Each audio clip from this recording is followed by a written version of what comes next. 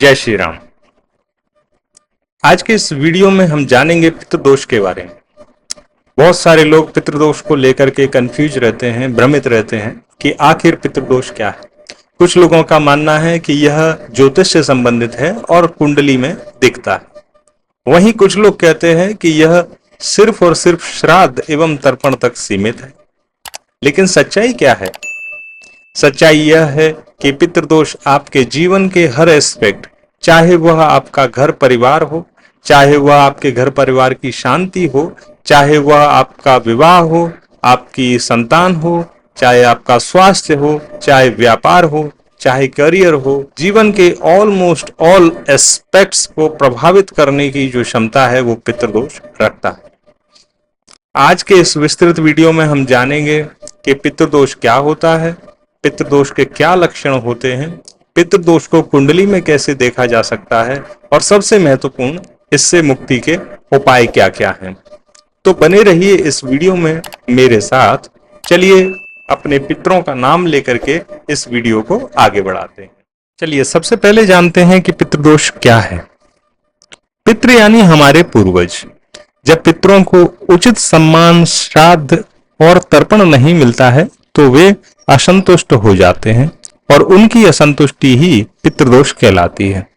ज्योतिष में इसे अक्सर सूर्य, राहु, केतु और शनि से जोड़ा जाता है। यह दोष केवल मृत पूर्वजों से ही नहीं बल्कि हमारे कर्म ऋण से भी बनता है। उदाहरण के रूप में आप समझें कि अगर किसी व्यक्ति के पूर्वजों ने धर्म के विपरीत आचरण किया हो, धर्म के विपरीत कार्य किए हों और किसी का हक छीना हो तो आने वाली पीढ़ी पर पितृदोष के रूप में उसका असर दिखाई देता है। अब जानते हैं पितृदोष के लक्षणों के बारे में।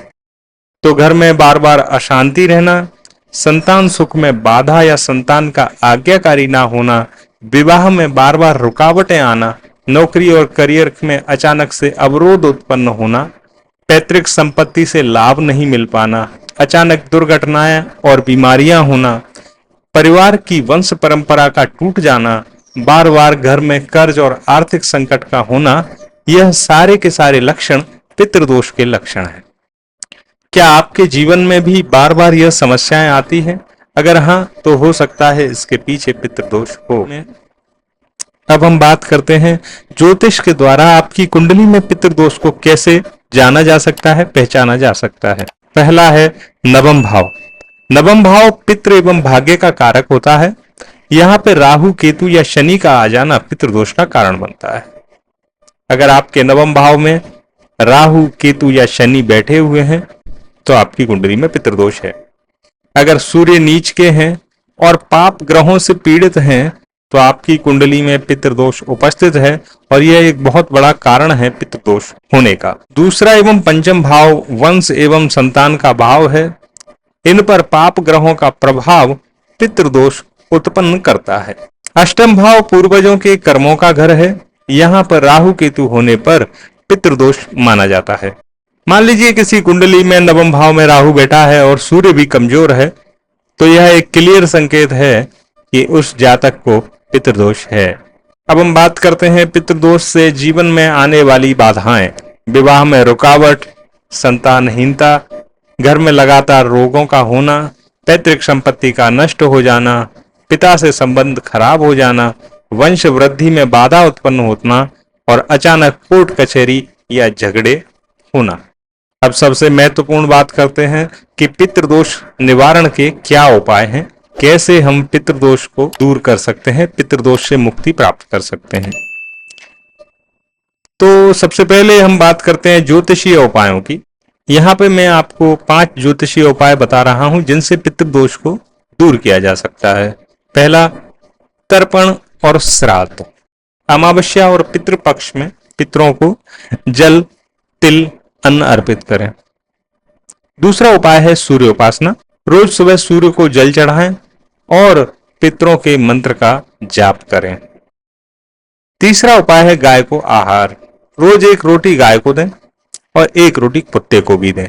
यानी आपके घर की पहली रोटी गाय को जाए और अंतिम रोटी कुत्ते को जाए। तो यह पितृदोष के निवारण का एक उपाय है और अचूक उपाय है। पितृ गायत्री मंत्र का जाप भी पितृदोष का निवारण करता है। और पांचवा उपाय है नवग्रह शांति यज्ञ। खासकर सूर्य और राहु केतु शांति के लिए आप नवग्रह शांति यज्ञ करा सकते हैं, इससे भी पितृदोष शांत होता है। अब बात करते हैं वास्तु उपायों की। यहां पर मैं वास्तु के ऐसे 5 उपाय आपको बताने वाला हूं जो कि पितृदोष शांति में आपकी सहायता करते हैं। पहला है दक्षिण दिशा को साफ रखें क्योंकि यह पितरों की दिशा है, एवं सबसे महत्वपूर्ण साउथ वेस्ट यानी दक्षिण पश्चिम दिशा, उसको साफ रखें और उसको प्रॉपर मैनेज रखें। ब्रह्मस्थान खुला रखें। घर के बीचों बीच का जो हिस्सा है वो हमेशा साफ होना चाहिए, हल्का होना चाहिए। मुख्य द्वार पर लाल रंग से ओम एवं स्वास्तिक बना करके आप नकारात्मक ऊर्जा को रोक सकते हैं, इससे पितृदोष शांत होता है। पीपल के नीचे सरसों के तेल का दीपक जलाएं, खासकर अमावस्या को तो यह उपाय अवश्य करें। घर में तुलसी का पौधा लगाएं, यह पितरों के आशीर्वाद को आकर्षित करता है। अब मैं आपको 5 व्यवहारिक उपाय बताता हूं जिनसे पितृदोष शांत होता है।